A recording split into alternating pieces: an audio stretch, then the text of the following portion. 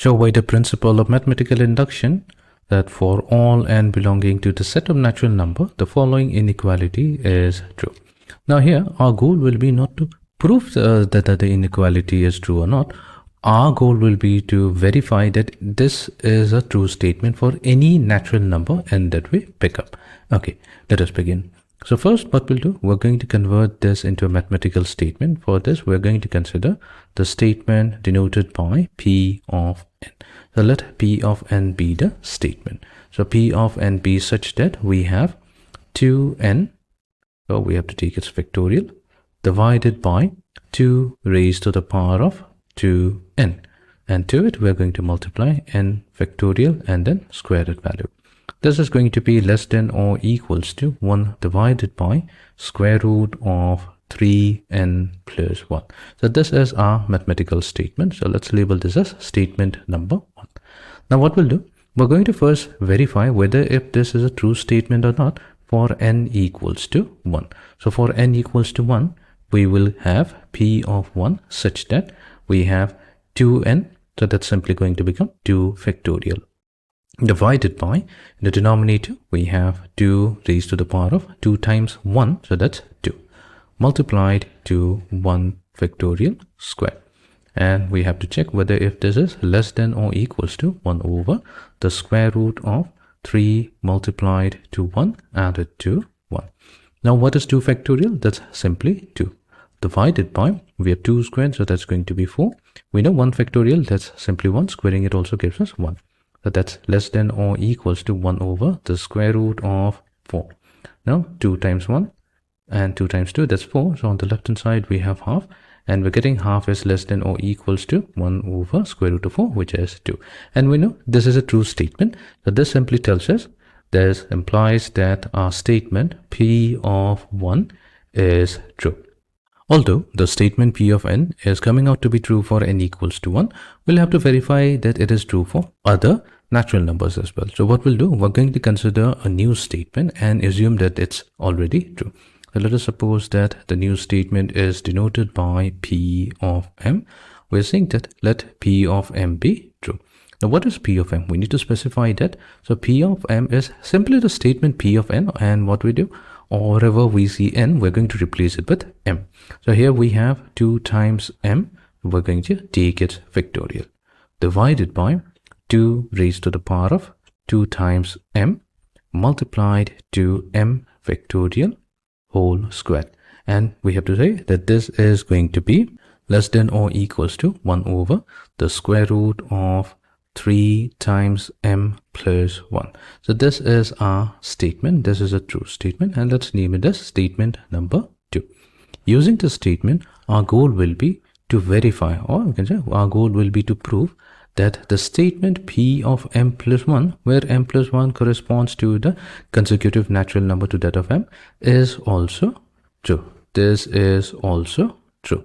In other words, what we have to do is we have to verify that the statement P of m plus 1, it's going to be given by 2 multiplied to m plus 1. So here we have to replace m with m plus 1. We'll take its factorial, divided by 2 raised to the power of 2 times m plus 1 multiplied to m plus 1, its factorial, and then square this value. And this has to be less than or equals to 1 over square root of 3 multiplied to m plus 1 added to 1. So this is what we need to verify. So how shall we proceed? Now, in order to verify that statement 3 is a true statement, we'll take the help of statement number 2.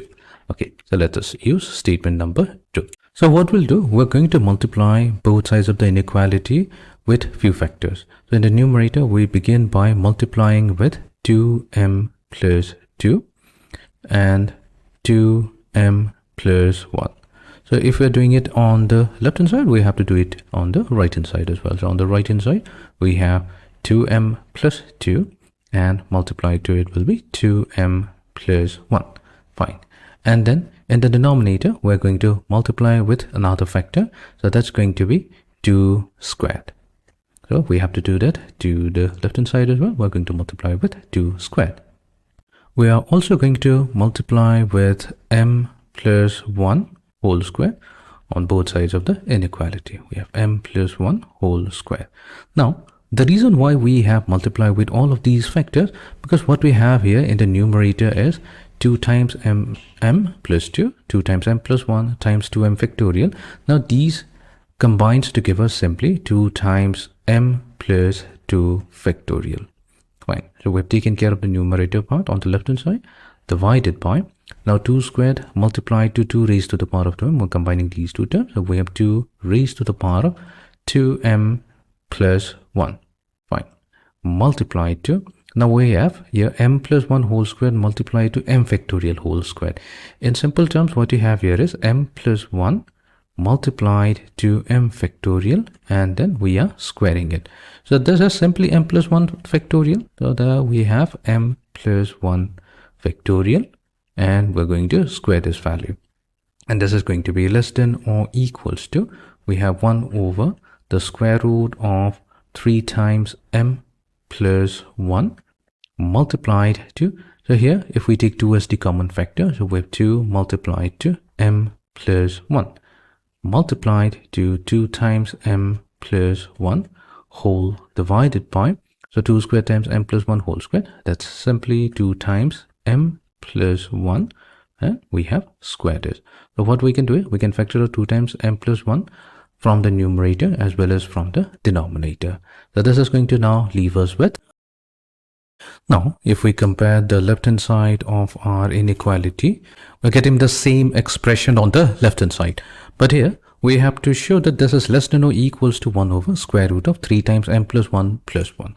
But we have here is 1 over square root of 3m plus 1 into this factor. So essentially what we need to show that this is also less than 1 over the square root of 3 times m plus 4. So that means this has to be a true expression. So let's check whether if this is true or not. So let's verify. So we are saying that we are claiming that 1 over the square root of 3 times m plus 1 multiplied to 2 times m plus 1 divided by 2 multiplied to m plus 1, that this is less than or equals to 1 over the square root of 3m plus 4.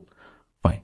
Now what we'll do, we're going to square both sides. Squaring both sides, that's going to give us 2m plus 1 whole square divided by 3 times m plus 1 multiplied to 4 multiplied to m plus 1 whole squared. We're saying that this is still going to be less than or equals to 1 over 3m plus 4. Now let's do one thing. Let's cross multiply. So we have 2m plus 1 whole squared multiplied to 3 times m plus 4. We're saying that this is less than or equals to 4 multiplied to 3m plus 1 multiplied to m plus 1 whole square. Okay, so let's further simplify. 2m plus 1 whole square multiplied to 3m plus 4. So that's going to give us 12m cube added to 28m squared plus 19m added to 4. And this is going to be less than or equals to, so when we expand it, we're going to get 12m cube added to 28m squared plus 20m added to 4. Now, what we get here is 19m is less than or equals to 20m. So if we transpose 20m to the left hand side, we're going to get negative m is less than or equals to 0. And we know this is a true statement. This is true. So if this is true, then we can say that our claim, this was our claim that this is true is a true statement. This is actually a true statement. If it is true, then we can finally say that this entire expression, this inequality is true. So let's take the help of this. So we can say that 2 times, so in 2 times m plus 2, that will be simply 2 multiplied to m plus 1. We take its factorial divided by 2 raised to the power of 2 times m plus 1 multiplied to m plus 1 factorial, and then we square it. This is definitely going to be less than or equals to 1 over square root of 3m plus 4, but we can rewrite it as square root of 3 times m plus 1 plus 1. So this was the statement P of m plus 1, and since we have verified that this is true, so this implies that P of m plus 1, this statement P of m plus 1 is a true statement. Now if this is true, so what we have done here is thus. We can now say thus P of m. We consider P of m to be a true statement. P of m is true, and we were able to show that P of m plus 1, this is also a true statement. If this is true, then by generalizing using the principle of mathematical induction, we can say that hence the original statement P of n, that is also going to be a true statement. The original statement P of n, it is going to be true for all values of n. Any natural number that we pick up, it is always going to be a true statement.